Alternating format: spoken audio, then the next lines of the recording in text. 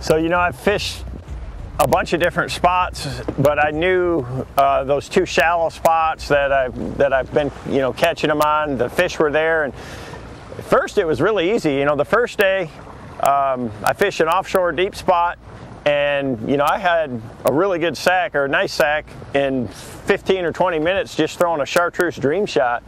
And you know, Jordan Lee was there, and we had fished it this 2 years prior, and we decided just to leave it, you see, because we knew it, you know, we might need them for tomorrow. And so I, you know, fished around and it was nice and calm. I was able to catch a couple more big ones. I caught a 6-something after that, and a 5-pounder later in the day. You know, when you got a good bag, it really helps you relax and be patient. So, you know, all I've caught them on for the first 2 days was a drop shot with a dream shot and a half shell, Strike King half shell, and a wacky rigged ocho. I mean, I caught everything on that. I caught 1 or 2 on a jerkbait, but you know, and I knew where they were at, and it just kept getting tougher and tougher. And so the third day, you know, I'm doing the same thing, and I've thrown this spy bait before and seen that it can be really effective when it gets slick, especially. And yesterday it slicked off, and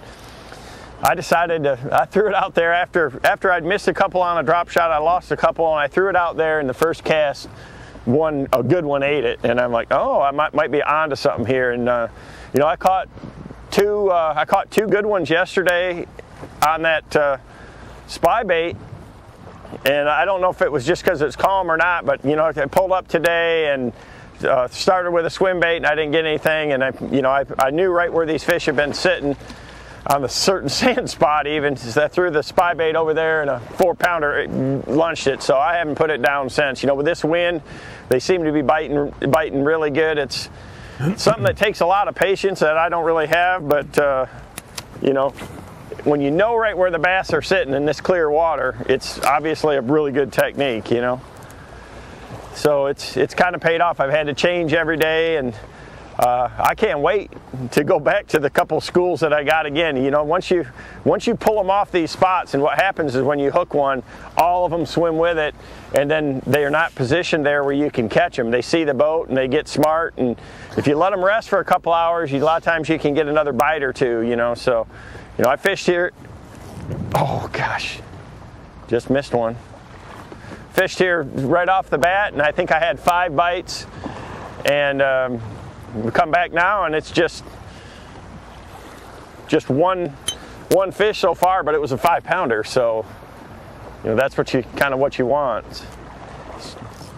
It's hard with boat positioning. The current's coming at me and the wind's blowing that way, so it's kind of backing things up. But these fish are still so current related. That's why they're sitting on spots like this, is just letting that current funnel, you know, food to them. They're just piled up with gobies, you know. They're really fat. It's impressive to see what this fishery has done just in the 4 years that, you know, since the first time we've come here. The fish keep growing. It's pretty hard to beat it.